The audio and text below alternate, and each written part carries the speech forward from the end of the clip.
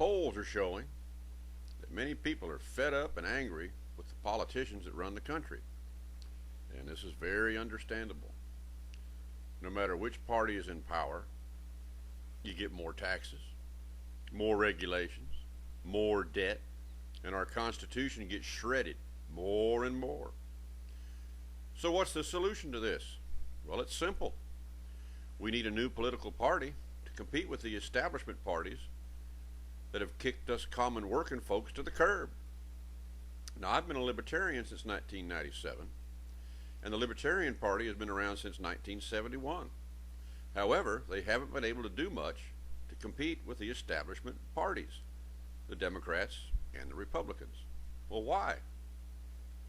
Well, we need a party with a simple message that's easy for people to understand.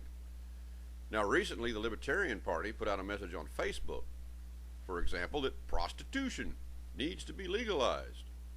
Now, why in the world would you want to bring that up as an issue? It's crazy. Do you really think the prostitutes would report the money they earn and submit to all the regulations the government wants to impose on them? It's crazy. Anyway, we don't need the nonsense. We need to restore our liberty. And the very core of all liberty is the right to free labor. And I'm proposing we start a new party and call it the Free Labor Party. Abraham Lincoln would tell you if he were alive that the right to free labor was the very foundation of your liberty. That's what the Civil War was all about, folks. It was a war between free labor and slave labor, and free labor won back then.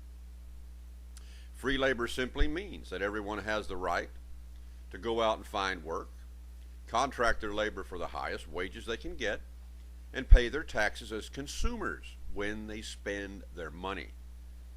Now, this right was bought by the blood of the Civil War and the 13th Amendment. So what happened to our right to free labor? It's obvious we don't have it anymore because our labor, or wages, are directly taxed. Now, how did this start? Who were the politicians that took our sacred right to free labor away? Well, to explain what's happened to America, let's use an illustration. Now, back in 2009, there was a mass Muslim wedding in Gaza. Now, there's an article on it you can find on the internet by Paul Williams. Let's consider some of this. Mass Muslim marriage in Gaza. Muhammad married a 6-year-old bride, but Islam has evolved in 1,500 years. In Hamas, in 2009, the brides are almost 7. 450 grooms wed girls under 10 in Gaza, by Paul Williams. Ah yes, a gala event has occurred in Gaza. Hamas sponsored a mass wedding for 450 couples. Most of the grooms were in their mid to late 20s. Most brides were under 10. Muslim dignitaries, including Muhammad Zahar, a leader of Hamas, were on hand to congratulate the couples who took part in the carefully staged celebration. We are saying to the world and to America that you cannot deny us joy and happiness, Zahar told the grooms, all of whom were dressed in identical black suits and hailed from the nearby Jabalia refugee camp. Each groom received a gift of $500 from Hamas. The pre-pubescent girls, dressed in white gowns and adorned with garnished makeup, received bridal bouquets. We are presenting this wedding as a gift to our people who stood firm in the face of the siege and the war, local Hamas strongman Abraham Salaf said in a speech. The wedding photos tell the rest of the sordid tale. The International Center for Research on Women now estimates that there are 51 million child brides now living on planet Earth, and almost all in Muslim countries. 29% of these child brides are regularly beaten and molested by their husbands in Egypt. 26% receive similar abuse in Jordan. Every year, 3 million Muslim girls are subject to genital mutilation, according to UNICEF. This practice has not been outlawed in many parts of America. The Islamic practice of pedophilia dates back to the Prophet Muhammad, who amassed 11 wives and many concubines after the death of his first wife, Khadijah, in 619 AD. Anyway, this article concludes by saying pedophilia was not only practiced by Muhammad, but also sanctioned by the Quran. In its discussion of the waiting period required to determine if a wife is pregnant before divorce, the sacred text says, "If you are in doubt concerning those of your wives who have ceased menstruating, know that their waiting period shall be 3 months. The same shall apply to those who have not yet menstruated." That's in the Quran, 65:4. Those who think that modern Muslims have abandoned this teaching should study the pictures and videos that accompany this article and recall the words of Ayatollah Khomeini, the most famous Islamic cleric of the 20th century. That's what he said. A man can have sexual pleasure from a child as young as a baby. However, he should not penetrate. Sodomizing the child is okay. If a man penetrates and damages the child, then he should be responsible for her subsistence all her life. This girl, however, does not count as one of his 4 permanent wives. The man will not be eligible to marry the girl's sister. It is better for a girl to marry in such a time when she would begin menstruation at her husband's house rather than her father's house. Any father marrying his daughter so young will have a permanent place in heaven. Now, y'all feel all warm and fuzzy inside? Does this bother you? Would this be tolerated in the United States? Well, absolutely not. But you see, in Muslim countries, it's the way it's been for generations. The people are born and raised to look upon this as normal, and they see nothing wrong in it. So what's disgusting and repulsive to us is completely normal to them. Now, let's look at our tax system we live under today. Do you think you have a legal duty to file and pay income tax on your labor or your wages? Does it bother you that the politicians tax your paychecks and that you receive an allowance from your wages instead of receiving your wages in full? If someone told you they don't pay any tax on their wages and they haven't done so for, say, 10, 15, or 20 years, would you look with contempt upon such a person? The truth is that the income tax, when it began with the 16th Amendment in 1913, was sold to the people as a tax upon the accumulated wealth in the hands of the few. Or, as a Saturday Evening Post article from 1934 said, it was a tax upon the builders of great fortunes.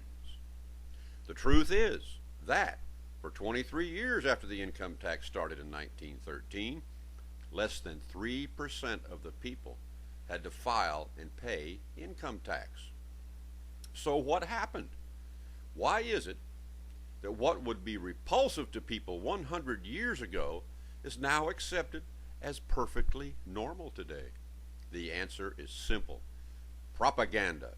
A coordination of propaganda that the Nazis called Gleichschaltung, which changes the way people think in order to accomplish political objectives.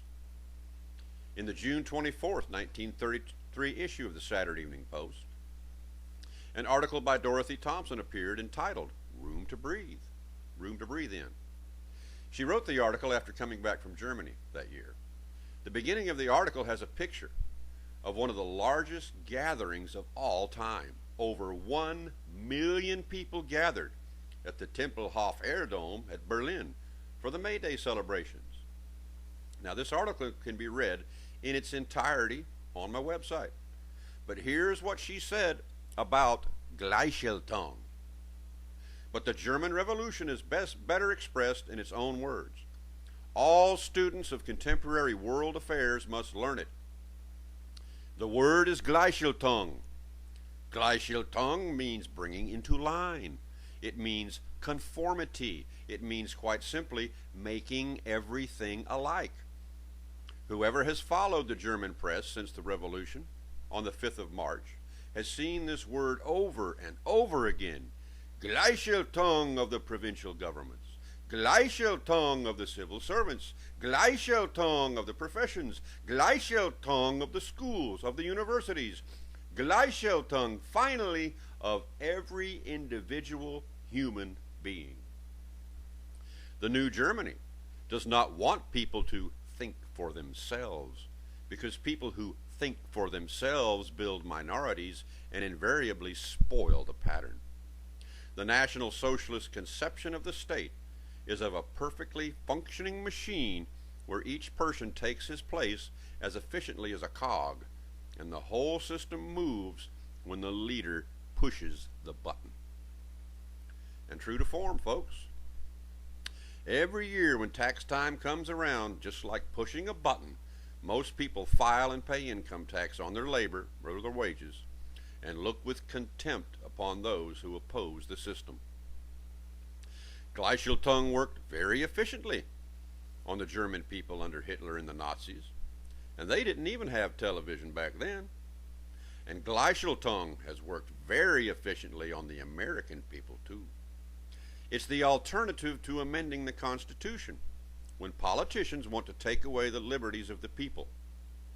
If you want to see in detail what's happened, then take the time to watch my 4-part series on the perverted Constitution on my website. So just as the Muslim people see nothing wrong with marrying young girls because that's the system they were born and raised in, the American people see nothing wrong in taxing wages since that's the system they were born and raised in, even though this is in violation of the 13th Amendment. The Free Labor Party will stand for restoring this great fundamental liberty to the people, but the people have to want it. I will not waste my time spinning my wheels if the people have decided to be indifferent and apathetic and just let the politicians get away with enslaving them. So I've started a poll on my website if you think we should form the Free Labor Party. I'll watch this poll to see if any further action needs to be taken. But it's up to you, the people out there. I'll draw up the platform if I see enough people want to do this. And it will be patterned after the Republican platform of 1860.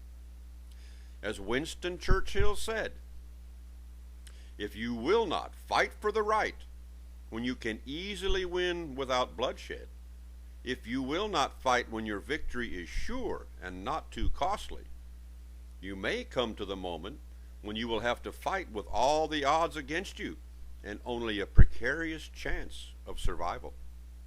There may even be a worse case. You may have to fight when there is no hope of victory, because it is better to perish than to live as slaves.